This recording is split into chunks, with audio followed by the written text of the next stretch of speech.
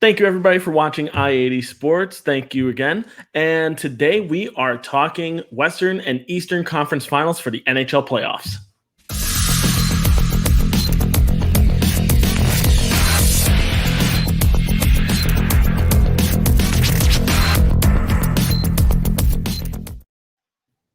Thank you again for watching I-80 Sports. Make sure you follow us at i80sports.com. Please also make sure that you follow us on Facebook on the discussion group, as well as on Twitter at i80sports_sports NHL. I'm Brian. He's Tom. Tom, how you doing today? I'm doing well. I actually played a little hockey this morning, so I'm fresh and sweaty and off the ice. If you guys can smell me through your screens, I apologize in advance. Lucky duck. I've been dying to play hockey myself lately. So today we're going to be talking Eastern and Western Conference Finals hockey. But before we get into the Eastern and Western Conference Finals, we got a few short topics to talk about before then. Tom, I know for sure you want to talk a little bit about NBC's coverage on the NHL playoffs. What's going on, bud? All right. Well, before I go into anything, I do love what NBC has done with the game over the last 10 or so years. They've had it more than that, about 15. They are taking hockey to places in this country that it hasn't gone before. The Fox coverage was kind of a joke, but it was their first national TV deal. I didn't mind the ESPN coverage back in the day, but once they got basketball, they kind of just took the NHL and threw it to the side. NBC has made hockey, and hockey sort of made NBC. The hockey coverage we get with them is perfect. I wouldn't say it's perfect, but it's really, really good. But what I want to say here is on Friday, they really dropped the ball with the way they broadcasted these Game 7s. This Dallas-Colorado game was a classic. Obviously, it would have been nicer to have fans there, one of the team's home arenas, but for obvious reasons, we cannot do that right now. But still, that game should have not been on at 4 o'clock in the afternoon, and it would have been 3 o'clock Dallas time, 2 o'clock Colorado time. They dropped the ball with this game big time. This had the makings of a classic. It was a classic, great back-and-forth hockey game. But I don't know if it was the league. I don't know if it was somebody at NBC Sports with that valuable Kentucky Derby contract. They needed to do better here. They dropped the ball with this one. I'm sorry, but they did. This is in 15 years of doing good, this is maybe the first bad thing they did. Yeah, and I tend to agree with this one. I know it's also tough, especially with everything going on right now between COVID-19. But at the same time, there needs to be accountability on NBC's part to make sure that these games are on at a reasonable hour where you're going to capitalize on the best market for these games. So it was certainly a drop of the ball for them. A couple things that we also saw in the second round. We saw a couple teams that exited a little bit on the earlier side than what we thought originally. Boston ended up losing their series to Tampa Bay, as we saw last week, and Colorado ended up losing to Dallas. And I want to highlight these two teams right now because there may be a couple moves coming in the offseason for both of these teams. Tom, I'm going to let you talk about Boston, and now I'm going to talk about Colorado. Okay, very good. With Boston, like I have been alluding to in previous episodes, this core is not young anymore. They're older. From what I've read around, just from fans, posts on HF boards, from articles I've read with the Bruins, some people are saying blow it up. Other people are saying keep it together. Me personally, I think Boston has done all they can do with this group. I think it's time for Chara to hang them up. I would be very surprised if you saw Tuukka Rask back next year. And honestly, if I were the Bruins, there's a few guys on there: Bergeron, Pasternak, Krug. I think Krug is definitely going to test the market. He's already said, he goes, I'm not an entry-level player anymore. I prove my worth. I want to get paid my worth. The problem with that is I think Boston is going to go into a retool. And if I was the Bruins with some of these superstars they have, I honestly would keep Pasternak. He's 24 years old. He still has a lot left to give. Marchand is 32, but I would keep him too. But if I were the Bruins, one guy I would maybe think about moving here is Patrice Bergeron. I think Bergeron still has a lot of value. But if they're going to shut it down for the next 2 or 3 years and try to retool, he's going to be too old by the time it's up. Bergeron is a two-way center. He's actually been having his best statistical seasons the last 2 years. And I do think he's a guy who could bring value back. Now, if you're a contending team, if you're asking Bergeron to come in and be a first-line center and solve all your problems, absolutely not. That's not going to happen. But if you're a contending team and you want to slot Bergeron in on your second line, you want to have him run your penalty kill, run your second power play unit, the guy would be perfect for a team that's either contending or trying to take that next step. I don't want to name names. My favorite team, the New York Rangers, maybe. But I do think Bergeron, he's a center. He's a little older, but I do think right now he's carrying the most value on that team. And if they are going to go the rebuild route, I would start taking calls on Bergeron. I really would. I think they could get a haul back for him. And one thing historically about the Bruins, they've always rebuilt the right way. Every time you think the Bruins are done, whether when they got rid of Orr and Esposito in the 70s or when they got rid of Boer 20 years ago, you said, okay, this team is going to be terrible for a long time. 2 years later, you look at the whatever division they were in, whether it be the Atlantic Division now or the Northeast Division way back when. 2 years later, you look at your Northeast Division at the end of the season, what team is on top? The Boston Bruins. So they do know how to retool a team. They have let go of superstars before, and they've made up for it in the next few years. And that is very true. I mean, Boston does have a couple players that are desirable for other teams. Bergeron definitely being low-hanging fruit and not necessarily the lowest man on the totem pole for Boston. It would be surprising to see Boston fans saying goodbye to Patrice Bergeron this summer, but it's something that Boston should consider. Now, on the Colorado side, when we're thinking about the Colorado Avalanche, it was a quick exit for them from this playoffs, but it was also because they had a couple nagging injuries. And they do need to consider making one or two trades this offseason if they want to make room for younger depth. For instance, they need to move a left-handed defenseman on their left-hand side to make room for their blue-chip prospect Bowen Byram next year, who will be ready to make the jump to the NHL more than likely.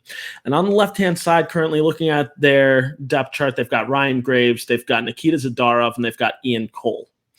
And of those three guys that you could get rid of, Ian Cole has the highest contract. He's getting paid, I believe, $3.5 million a year for about 2 or 3 more years. A team that I could see jumping on Ian Cole would be the New Jersey Devils. Me being a Devils fan, I would actually be a fan of seeing Ian Cole come to the Devils because it gives somebody to play alongside with PK Subban, somebody of like talent. But beyond that, the Devils are in a very unique situation where they're not in a cap struggle. It's actually quite the opposite. They have the most cap space in the entire league. And they, even with having somebody like PK Subban at $9 million per year, they still have well over $15 million in cap. So they have a little bit of wiggle room. They could add somebody like Cole for cheap, and he could be your top pairing defenseman and eat minutes for this year, especially under a new Lindy Ruff system. But for Colorado, they need to make room for Byram. They could use more penalty killers. They could use somebody on the situational side. They don't need scoring depth. They have Mikko Rantanen. They've got Nathan McKinnon. They've got Gabriel Landeskog, Andre Burakovsky. They've got guys who can score. So I'd like to see them pick up somebody that is more situational, somebody who can come in on the penalty kill, can effectively kill off penalty kill, so that way you're not worrying about your penalty kill unit as much. And you can part with that by trading an Ian Cole maybe for another piece, maybe trading a Ryan Graves for more depth. Even Nikita Zadorov would fetch some value as well. All three guys, you could easily get good talent from them. We're going to move on now from talking about precursors to the conference final, but as we have mentioned before, the Eastern and Western Conference final is set, and we already saw one game played. So in the West, it is Vegas Golden Knights versus the Dallas Stars. The Dallas Stars are currently up 1-0 on Vegas after a 1-0 victory last night. So we'll talk about our predictions for this conference final first, and then we'll move on to the Eastern Conference final afterwards. And I'll set the stage for the Eastern Conference final when we get there. Tom, let's start with you. What is your prediction for this series, Vegas versus Dallas? Just from one game that I've watched, I do want to go with Dallas on this one. And it's funny because it's kind of like, if you look at the way the teams are built, Vegas, no real stars, very team-first approach. Dallas, loaded with stars, loaded with veterans, And the funny part is they play the opposite games that you would think they would play. Vegas plays a very high-flying game. They run 4 lines, almost akin to the way the Buffalo Sabres did it way back in 06-07. They run 4 lines, play a very fluid, fast, cycling game. And you would think that a team like that would be playing like a neutral zone trap, a 1-2-2 forecheck or a 2-1-2 forecheck like that team on New Jersey plays. The funny part about it is, guess what team's playing like that? Dallas. You have all these guys, Sagan, Ben, Pavelski, Radulov, Perry. You'd figure a team like that would be playing a high-flying, free-flowing game. I watched last night. they were trapping. They were basically playing the New Jersey Devil neutral zone trap against the Golden Knights, and they stopped them. They won the game 1-0. And Vegas had a flurry at the end, but you know what? I do think Dallas is going to take this series. I also believe sort of in the law of averages. This Dallas team sort of reminds me of the San Jose teams from 5 and 10 years ago that had Joe Thornton and all them and Patrick Marleau. In 2016, the cards just sort of lined up when they got to the finals against the Penguins. They didn't win it. And I think sort of the same thing is happening with Dallas right now. I think that a lot of people didn't expect Dallas to do much of anything. I, for one, didn't. I predicted them to lose every series they played in. I predicted them to lose against Calgary. They lost. Predicted them to lose against Colorado when it almost happened. And Colorado take the next step. Dallas said not so fast. They lost. I do think Dallas is going to take this series. Do I think they're going to take it all the way to the cup? Probably not. But I do think that this is sort of a San Jose Sharks style situation in 2016 where you have all these guys, some have won, some haven't, but they're still hungry. They're still veteran. They've still been there before, as has Vegas. But I think the guys on Dallas got a little more experience. I'm going with Dallas in this. I'm going to say 6. I could be totally wrong, but I am going with Dallas in this series. I do find it ironic that you mentioned the San Jose Sharks from 2016 because for 2 reasons. Number one, you have Joe Pavelski that is on this current 2020 Dallas Stars team, and he was on that he was the captain of that 2016 San Jose Sharks team that went all the way to the cup. But there's another thing in common with that 2016 Sharks team, and actually going to go into my prediction. So my prediction is actually the opposite of yours. I am sticking to my guns with the Vegas Golden Knights. I'm going to say they're going to win in 7. Dallas is going to give them a very hard time. There's no doubt about this. As they're already proving, Dallas is already up 1-0 in this series. But I don't count out Vegas just yet because there's one potential X factor, and it's not anybody on the ice. It's Pete DeBoer, their current head coach. Pete DeBoer came in this season, mid-season, after Gerard Gallant, their former coach, was fired mid-season. So they bring in Pete DeBoer. Pete DeBoer, in each of his first seasons with a new team, has went to the Stanley Cup final. It happened in 2012 with the New Jersey Devils. It happened in 2016 with the San Jose Sharks, both of which was their very first year with the team. I don't doubt that it can happen again with Vegas. He could easily take this team to the cup. They've got a very talented forward group, especially that has been built over the past couple of years, as well as some pieces that have been in place ever since the Vegas Golden Knights came into this league. Just to run down a quick list of forwards who are performing in this current playoff. Riley Smith has been great. William Karlsson, Paul Stastny, Max Pacioretty, Mark Stone, Jonathan Marchessault. The list goes on in that regard. They have guys who can score very well. Alex Tuch has also come through and has been scoring goals left and right in a very surprising fashion. You've also got a very scrappy defense, this no-name defense that has come through and is executing all of Pete DeBoer's plays perfectly. Shea Theodore has been the main highlight of this Vegas defense. But the real star is in the net right now in Robin Lehner. He is one of the hottest goalies in the playoffs, and I definitely don't doubt his ability to carry this team forward throughout the rest of this playoff. I could easily see him getting to the Stanley Cup final. Will they win the Stanley Cup? We'll see. We don't know just yet. There's a lot more hockey that's left to be played, especially in this Western Conference final. But that's my pick right now, Vegas Golden Knights in 7 games, I'm predicting. So we're going to move away from the Western Conference final right now. We're going to move on to the Eastern Conference final, where, as you can see, based on what I'm wearing, for a 3rd week in a row, I did not think I'd be wearing this jersey for a 3rd week in a row. But here we are. It is the Tampa Bay Lightning versus the New York Islanders. Game 1 starts tonight at 8 p.m. Please make sure you mark your calendars and watch that game tonight. It should be a great game. You have a hot New York Islanders team coming into this round and some unpredictability with this particular round. I think this particular Eastern Conference final could go any which way. You have the most talented team in the playoffs in the Tampa Bay Lightning and probably the most unpredictable team with the New York Islanders. Tom, what's your take? You know something? This series, I'm going with Tampa. But this is not going to be an easy series for them. This is definitely going to go 7 games. There's going to be times where people are going to be saying, okay, well, the Islanders are taking this series. I could easily see the Islanders going up in this series 2-1 or say going up 3-2, and Tampa's got to scratch and claw back and win 2 games. But I just think with this group down in Tampa that I think they just finally have it in their head, and it's just hanging over them that this is the year they have to get it done. Now, I know they had mentioned Stamkos wasn't going to play this series, but I wouldn't be shocked if this series goes 7 games and all of a sudden Tampa comes out and says, oh, he's going to play in game 7. I know 2016 we're not doing this on purpose, but it just seems to be an underlying topic that I remember they did that against Pittsburgh in 2016. They inserted him into game 7. They obviously didn't win it, but the Islanders have been great these playoffs. They've sort of been like Vegas where they're running 4 lines. They're playing a defensive game, but they're scoring the most goals, kind of like your New Jersey Devils used to do way back when. They're playing very well. And I honestly was one to think, and remember I said last week, if Philly wins game 5, watch out. Well, Philly won game 5 and forced it to 7, and the Islanders pretty much disposed of them quickly. The Islanders have done great these playoffs. They have.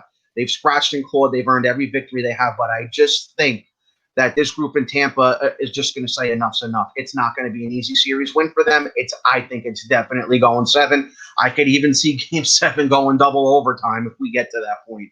But I just see with what Tampa has, with what they've been doing, and kind of everyone's been counting them out. People counted them out against Boston. People counted them out against Columbus because they figured it'd be a sweep again. I just think Tampa has this enough's enough mentality this year, and I do think they're going to take the Islanders, but I don't think they're going to have an easy time doing it. No, it's certainly not going to be a gimme series. And actually, as much as I love the fight in the Islanders and the unpredictability factor for them, my prediction is actually the same as yours. I'm going to go with Tampa Bay here in 7 games.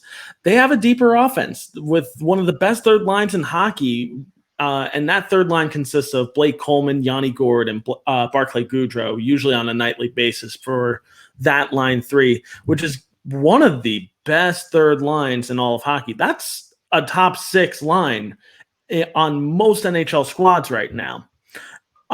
They also have quite possibly the best goalie in the entire playoffs right now in Andrei Vasilevsky. And just to rattle off a fun stat here, he has a 1.91 goals against average with a 931 save percentage, and he has played every game for Tampa.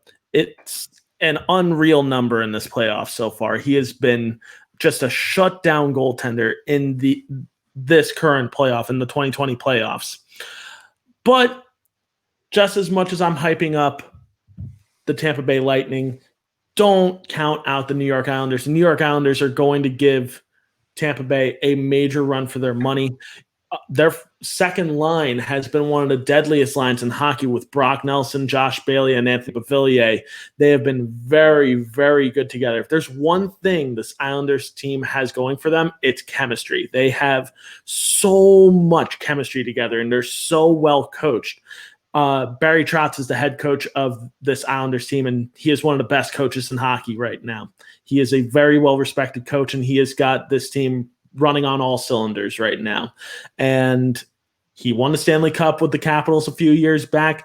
It could happen again this year with the Islanders, but I think it's just wrong place, wrong time, coming up against a very hot Tampa Bay Lightning team that I agree with your sentiment, Tom. Enough's enough. They want to make sure that they sweep away all that negative, agita from the past couple of years, being swept by Columbus. We can't get past Boston. Guess what? They got past both of them. Now they just have the Islanders in front of us, and they're just thinking, we know how hot this team is. We saw them dismantle the Flyers and embarrass them in game 7. This is not a team that has one easy series. They can easily run through and win the Stanley Cup if they wanted to. So Tampa Bay is going to have a hard series in front of them, but I have Tampa Bay here in 7. Wrapping up today, I want to talk about who could be the Conn Smythe winner so far in this playoff. And for those of you who don't know, the Conn Smythe Trophy is awarded to the most valuable player in the playoffs every year in the Stanley Cup Finals. So I want to highlight a couple players here that could be your Conn Smythe winner for this current playoffs. Your leading point getter from remaining teams right now is Dallas defenseman Miro Heiskanen. He has 21 points in this playoffs, also the most among defensemen as well. The next best point getter right now is Tampa Bay Lightning forward Braden Point with 18 points. And then after that, surprisingly, I did not know this, the next leading point getter is New York Islanders forward Josh Bailey with 17 points. And a lot of those have been racked up from assists, from helpers from Brock Nelson. Tom, who do you think, based on that group of guys that I just mentioned, as well as Andrei Vasilevsky, who do you think is your Conn Smythe winner right now? Well, I mean, it's all depending on who gets to the final as well, because there never has been an MVP from a team that wasn't in the finals. I remember in 2002, there were some votes cast for Peter Forsberg, even though Detroit had knocked Colorado out in the Western Conference Finals. Mm-hmm. I'm saying that, your obvious two guys right now, because I did predict Tampa to win, I think your obvious two right now are Braden Point and Vasilevsky. Depends on if Tampa gets to the finals and what they do there. I'm going with them just based on where their team is going, not based on any performance, just based on their team getting there. But it would be interesting if it was a Tampa-Dallas final and Heiskanen did win the Conn Smythe Trophy. He would be the first non-goalie from a losing team to win it since Reggie Leach won it in 1976 with the Flyers after the Flyers got swept by the Montreal Canadiens. And it would actually be the first time a defenseman from a losing team won it. So that would just be something really interesting. I don't know if it's going to happen. It probably won't. But it's just something as you were going on, it popped in my head. I said, wouldn't that be a little interesting to see a skater from a losing team lose, because it's only happened once, and a defenseman from a losing team win it, even though a defenseman's never won it. I mean, we've seen everything this year, so if that were to happen, it really wouldn't surprise me, but I just think it would be something pretty cool. It would be pretty cool to see a guy like Miro Heiskanen win. Plus, he would be one of the younger guys to ever win the Conn Smythe Trophy at 22 years old. So that also would be another fun little statistic to go along with that. Certainly, if both teams make it to the Stanley Cup final, it would be interesting to see who wins out of that group. But if we predict, for instance, Tampa Bay to go there, I would not be the least bit surprised if it's Braden Point or Andrei Vasilevsky. Both of them have been key contributors to the Tampa Bay Lightning success throughout this playoffs, and it could even continue into the Stanley Cup Finals. But based on our predictions, we could be seeing a Tampa Bay Lightning Dallas Stars final, or we could be seeing, that's based on Tom's prediction, but we could be seeing my prediction of a Tampa Bay Lightning and Vegas Golden Knights final. But who knows? It's on you to tune in and watch the Stanley Cup, the Western Conference and Eastern Conference Finals.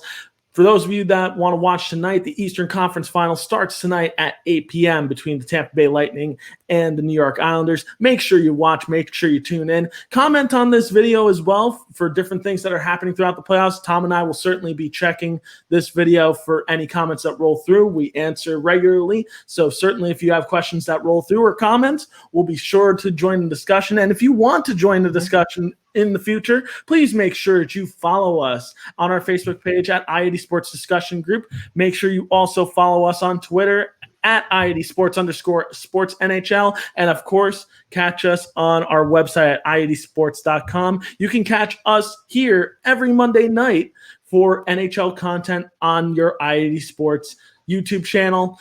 I've been Brian. You've been Tom. You guys have been a great audience. Thank you so much and enjoy the playoffs. And